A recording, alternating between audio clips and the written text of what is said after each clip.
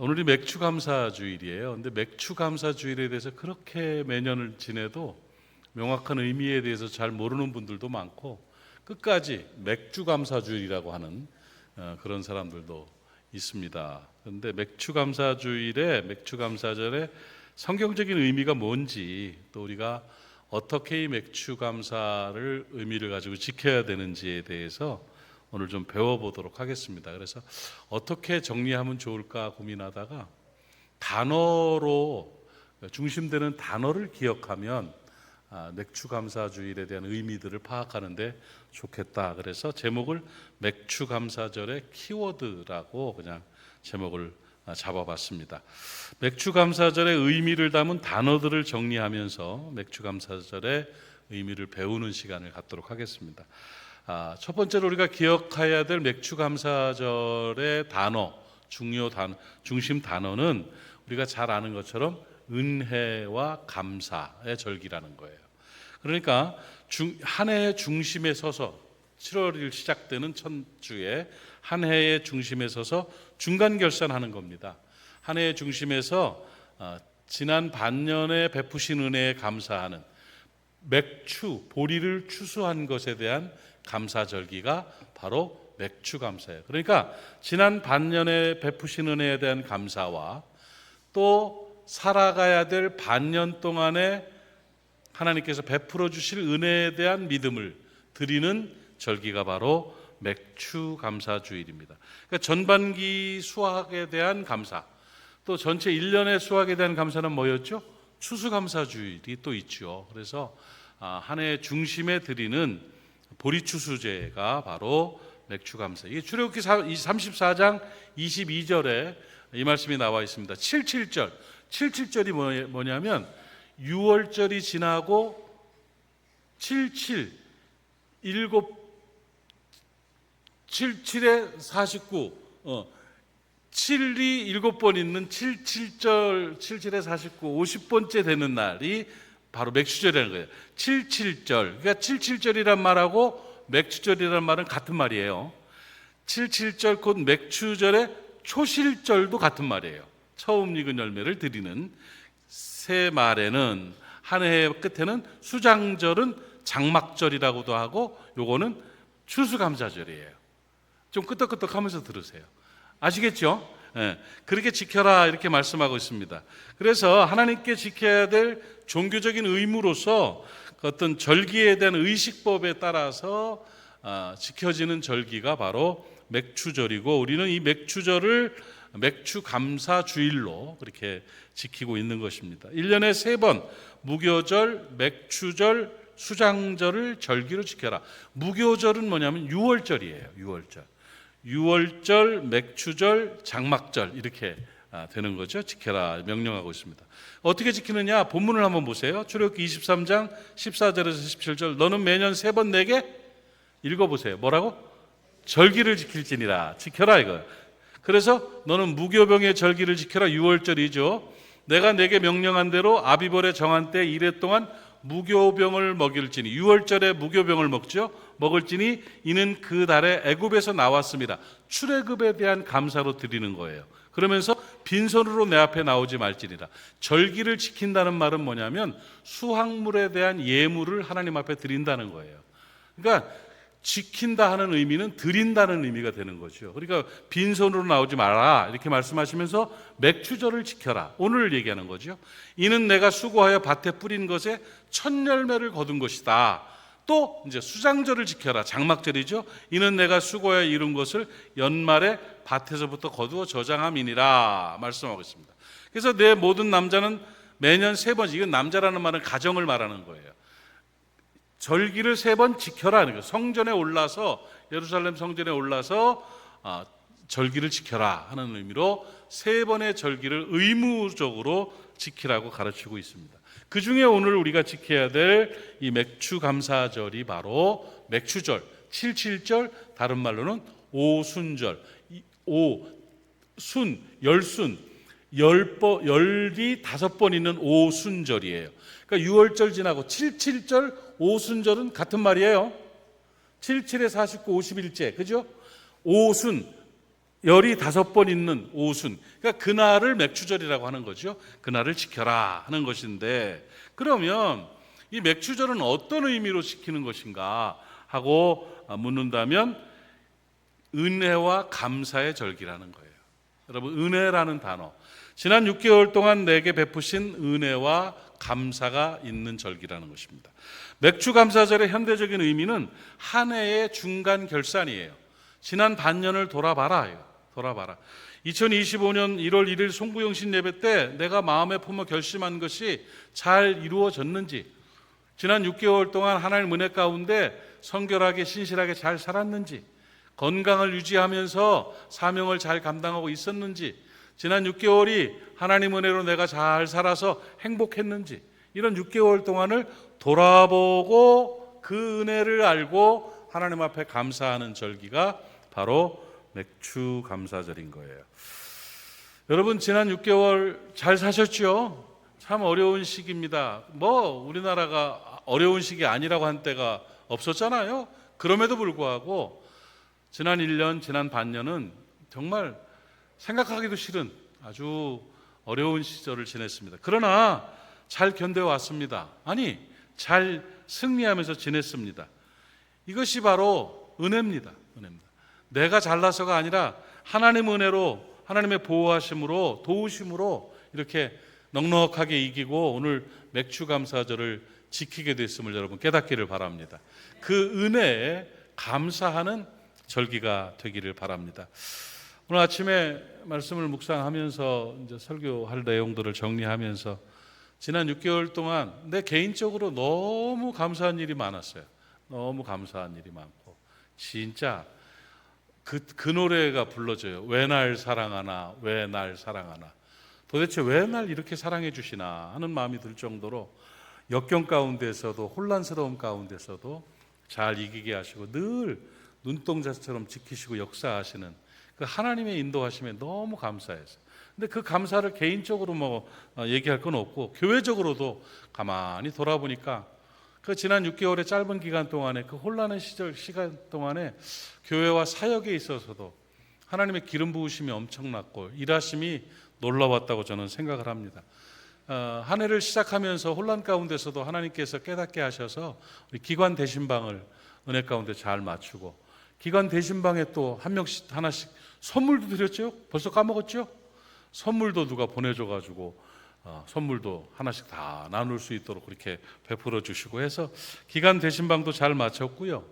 그리고 부활절 연합예배, 부산 지역의 부활절을 연합으로 함께 할 수 있도록, 그거 맨날 깨져가지고 나눠서 예배드리고 싸우고 있고 그랬던 그 단체가 하나가 돼서 함께 외대에서 예배를 드리는 것도 기적입니다. 우리 교회, 이 작은 교회가 그런 큰 일을 하게 된 것도 저는 감사하다고 생각을 하고요. 이중호 목사님을 또 좋은 교회로 파송한 것도 그거 쉬운 일 아닙니다. 다음 주 중에 글쎄 국민을보에서 와서 취재한대요. 취재. 그래서 뭘 취재하냐니까 근래에 보기 드문 좋은 모델이라고 교회가 그렇게 잘해서 부목사님을 보내서 파송해가지고 그렇게 된 게 아주, 그거는 전국 교회에 좀 알려야 될 일이다 이렇게 말할 정도로, 그러니까 다른 교회 부목사님들이 얼마나 고생을 하고 있는지를 내가 알겠다는 생각도 들 정도로, 아무튼 이런 일이 있는 것이 전국 교회에 귀감이 된다고 취재하겠다고 그래서 이중호 목사랑 저랑 같이 만나서 취재에 응하는 걸로 그렇게 했습니다. 하여튼 그런 일이 있었고, 그 과정 속에서 대출을 받는 거나 이런 일이요, 기적이에요. 우리가 대출을 받으려면 쫓아가가지고 그냥 몇 번을 찾아가서 부탁하는데 그쪽에서 담당자가 나와가지고 해가지고 척척척 해주는 그런 일이 어디 있습니까? 하나님 은혜가 너무 크고 이자율도 그렇게 낮게 해서 잘해주고 해서 잘 보냈어요. 그것도 있고, 또 전교인 수련회도 우리가 은혜 가운데 잘 마쳤고요. 또 제가 고민하던 이중호 목사님 가고 정리하려고 했던 이 목양 간사 사역도요, 이렇게 일할 사람이 많구나 하는 거에 대해서 내가 너무 하나님 앞에 감사했어요. 정말 일꾼들이 많은 교회구나 생각을 했고, 또 지난주에는 드디어 민족복음화운동본부 부울경본부의 발대식을 했는데, 이게 기독교 역사의 중요한 발대식입니다. 여러분, 우리가 그 안에 있으니까 별거 아닌 걸로 보여도 그렇지 않습니다. 하나님이 불과 2달 만에 이런 엄청난 조직을 세워서 영적 흐름을 바꾸고 하나님의 일을 감당하시는 이 일을 보면서 정말 대단했다 하고 우리 교회를 이렇게 돌아보면서 제가 그 단어가 생각이 나더라고요. 여전히 여전하게 이렇게 각 기관에서 사역자들이 하나님 앞에서 잘 감당하고 있는 이 여전한 모습에, 이게 코로나 이후에 지금까지 계속 교회가 막 무너지고 9,800개의 교회가 없어졌다는 그런 통계들이 있더라고요. 그러니까 그런 엄청난 일들이 있는 상황에서 하나님 우리 교회를 특별히 사랑하셔서 여전하게 하신 은혜가 참 큰 은혜다 생각했습니다. 여러분, 지난 반년 우리가 한 거 아닙니다. 하나님의 은혜로 이렇게 잘 이겨왔고 영광 돌리게 됐다는 것을 깨닫기를 바랍니다. 이 하나님의 은혜로 인한 이 보호하심과 도우심과 인도하심이라는 이 고백과 감사가 바로 맥주 감사절의 의미인 것입니다. 그 은혜를 기억하고 은혜에 감사하는 맥주 감사절 되시기를 축복합니다. 또 하나 이 맥주절의 단어, 우리가 기억해야 될 단어는 말씀과 계명에 순종하는 절기다 하는 것입니다. 여러분, 맥주절의 또 다른 의미는 우리가 알다시피 모세를 통해서 하나님께서 시내산에 10계명을 주신 날이 바로 맥주 감사절이에요. 시내산에서 10계명을 허락해 주셨습니다. 말씀과 계명을 주신 절기가 바로 맥주 감사절이에요. 하나님께서 우리에게 말씀을 주시고 계명을 주셨습니다. 6월절에 출발해서 50일째 되는 그 오순절에 이 77절에 시내산에 도착을 해서 하나님으로부터 이스라엘 백성이 앞으로 어떻게 살아가야 될지를 가르쳐 주시는 계명을 주셨는데 그 계명이 바로 10계명이죠. 그래서 맥주절은 10계명 받은 날이에요. 맥주절은 하나님의 말씀과 10계명을 받은 날이 바로 맥주 감사절입니다. 광야에서 이스라엘 민족들에게 율법을 주신 것을 기념하는 날이 바로 맥주 감사절이다. 그래서 우리가 기억해야 될 단어는 말씀과 계명이라는 단어입니다. 말씀과 계명을 받아서 말씀의 인도하심을 받고 말씀을 지킴으로 말미암아 하나님의 복주심을 경험하는 그런 절기가 바로 맥주절입니다. 말씀에 순종하는 맥주절 되시기를 주님의 이름으로 축복합니다. 신명기 28장 1절 말씀을 보면 같이 읽읍시다. 시작. 내가 내 하나님 여호와의 말씀을 그 모든 명령을 지켜 행하면 내 하나님 여호와께서 너를 세계 모든 민족 위에 뛰어나게 하실 것이다. 아멘. 하나님의 말씀을 듣고 지켜 행하라는 거예요. 말씀이 임했으므로 말씀을 지켜 행하면 너를 세계 모든 민족 위에 뛰어나게 하실 것이다. 잘 되게 하실 것이다. 이렇게 약속하신 것입니다. 여러분, 말씀을 지키는 여러분 되시기를 바랍니다. 말씀의 은혜를 경험하는 여러분 되시기를 바랍니다. 그리스도인의 삶은 말씀의 삶입니다. 말씀의 능력이 임하지 않으면 껍데기가 되는 것입니다. 말씀은 아는 것이 아닙니다. 말씀은 듣고 끝나는 것이 아닙니다. 말씀은 지켜 행하는 것입니다. 말씀대로 살 때 말씀의 능력이 나타나고 하나님의 도우심과 하나님의 복주심이 있다는 사실을 꼭 깨닫기를 바랍니다. 악한 영들은 늘 말씀을 지키지 못하도록 합니다. 내 틀대로 살아가게 만듭니다. 여러분, 틀이 깨지지 않으면 결코 성장할 수가 없습니다. 데미안에 나오는 이야기죠. 알이 깨지지 않으면 새가 나를 수가 없는 거예요. 태어날 수가 없는 거예요. 여러분, 내 틀이 깨지지 않으면 발전 못합니다. 늘 그대로만 안 됩니다. 깨질 것은 깨져야 됩니다. 달라질 것은 달라져야 됩니다. 뭘로 깹니까? 말씀으로 깨는 겁니다. 말씀대로 받아들이고 말씀대로 살아서 여러분 하나님의 복주심을 경험하는 은혜가 있기를 축복합니다. 말씀을 지키는 저와 여러분 되기를 바랍니다. 여러분, 요즘 어제 우리 학부모님들, 우리 교회 학부모님들 모임을 잠깐 했는데 거기서도 내가 아이들을 양육하는 거에 대해서 잘 들었어요? 카페에서 해가지고 잘 못 알아들었을 수도 있어. 커피 마시느냐고. 중요한 이슈 중에 하나가 뭐냐면 신앙을 지켜라, 뭐 해라 가르쳐주면서 AI 시대를 대비하라. 우리 아이들에게 대비할 수 있도록 인식하고 가르치라고 그랬습니다. 여러분, AI 시대가 열렸습니다. 인공지능 시대입니다.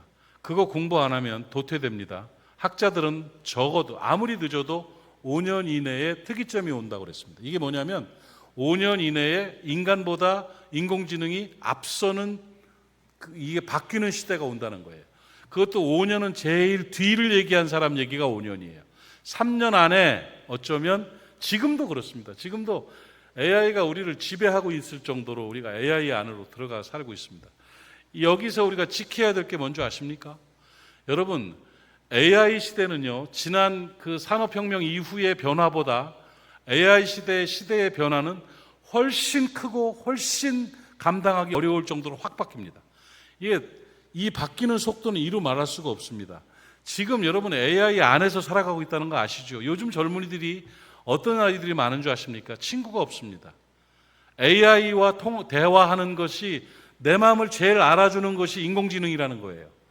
그래서 그 안에서 털어놓고 얘기하고 상의하고 기계와 함께 그 통계치와 함께 이 생성형 AI잖아요. 그러니까 이 챗GPT 같은 거랑 같이 대화하면서 그러면서 위로를 받고 고립된 상태로 살아가고 있습니다. 이게 지금 얼마나 놀랍게 퍼져가는지 여러분 아십니까? 정말 우리가 장난삼아 하는 사진 갖다가 그 만화로 바꾸고 그림으로 여러분 부탁합니다. 그거 하지 마십시오.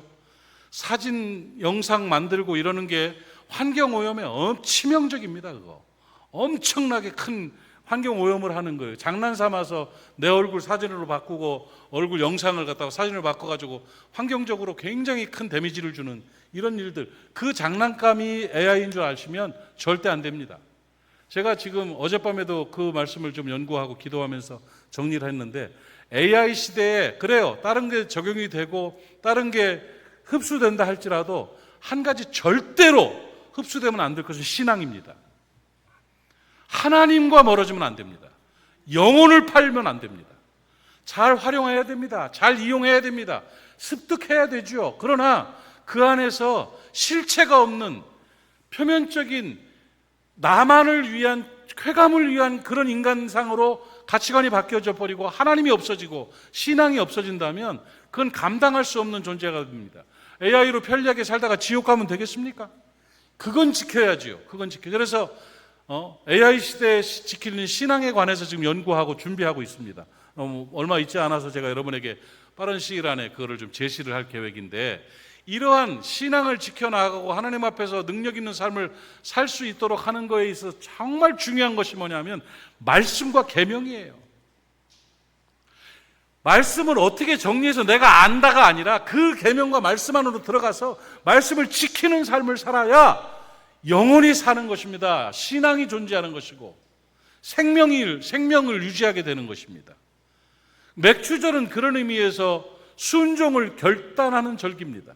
어떤 여건이 오고 어떤 환경이 온다 할지라도 나는 하나님의 말씀을 지키며 살겠습니다. 하나님의 계명 안에서 살아가겠습니다. 계명은, 말씀은 곧 생명입니다. 태초에 말씀이 계시니라. 이 말씀이 하나님과 함께 계셨다. 이 말씀이 곧 하나님이시다. 말씀이 육신되어 우리 가운데 오셨다. 그 빛으로 오신, 말씀으로 오신 분이 바로 예수 그리스도이시다. 그리스도가 내 안에 계시다는 게 말씀이 내 안에 계시는 겁니다. 그 말씀의 은혜와 능력이 오늘 우리 안에 충만히 역사하실도록 순종의 결단을 하는, 말씀과 계명에 순종하겠다는 그 결단을 하는 절기가 바로 맥추절이에요. 그 맥추절의 은혜가 우리 가운데 있기를 주님의 이름으로 축복합니다. 맥추절은 말씀 주심에 대한 감사이고 그 말씀을 주신 것을 지켜나갈 때 우리는 복된 삶을 살게 되는 것이고 넘치는 삶을, 가득 차는 삶을 살게 되는 것입니다. 잠언 3장 9절로 10절 말씀을 한번 같이 읽어봅시다. 시작. 내 재물과 소사물의 처음 익은 열매로, 맥추절이에요, 여호와를 공경하라. 그리하면 내 창고가 가득히 차고 내 포도주 틀에 새 포도즙이 넘쳐나리라. 여러분의 인생이 가득 차고 넘쳐나는 삶을 살기를 원하신다면 하나님의 말씀 앞에 순종할 수 있기를 축복합니다. 말씀과 계명에 대한 순종의 결단이 이 맥추절에 꼭 있기를 바랍니다. 성경 읽지 않으면 넘어집니다. 성경 안으로 들어가지 않으면 무너집니다. 여러분, 껍데기 신앙인은 결코 이겨나갈 수가 없습니다. 여러분, 말씀을 읽으십시오. 꼭 말씀 안으로 들어가십시오. 말씀 공부하는 일에 최선을 다하십시오. 여러분, 위기 상황입니다. 이대로 대충 일주일에 한 번 교회 나와가지고 예배드리고 껐덕껐덕 졸다가 들어가서 그리고 신앙생활 했다고 착각하지 마십시오. 시대가 얼마나 무서운 시대인 줄 아십니까? 얼마나 크고 놀랍게 공격하고 있는 줄 아십니까? 무장되지 않으면 넘어질 수밖에 없습니다. 그러나 말씀과 계명으로 무장된 하나님의 사람들은 이 AI가, 인공지능이 오히려 활용 가능한 도구가 되는 것입니다. 그렇게 살아갈 때 권세 있는 삶을 살아가게 되는 것을 꼭 깨닫기를 바랍니다. 그래서 은혜와 감사의 절기이고 말씀과 계명에 순종하는 절기이고, 또 하나 중요한 것이 뭐냐면 사도행전 2장 1절부터 4절까지를 한번 읽어보겠습니다. 시작.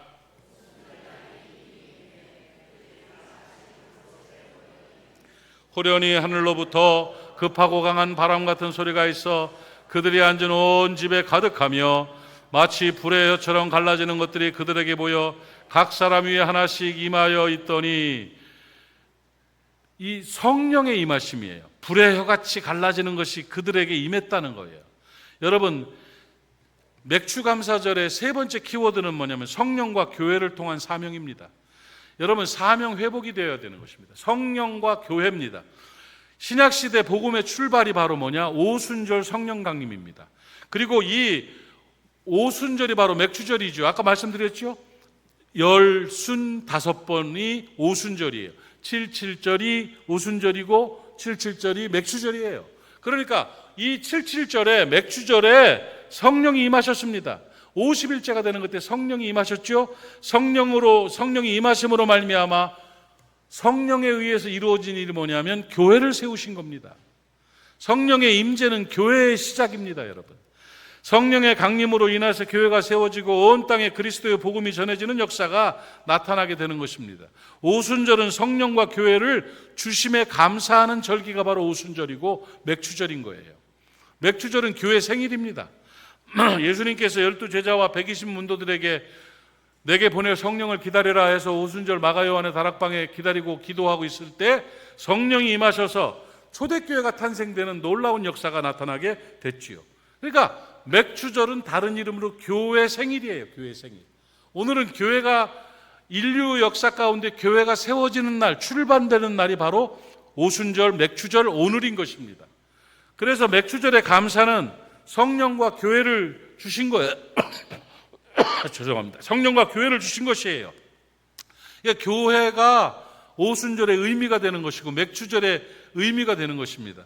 교회를 주신 하나님 앞에 감사하는 여러분 되시기를 바랍니다.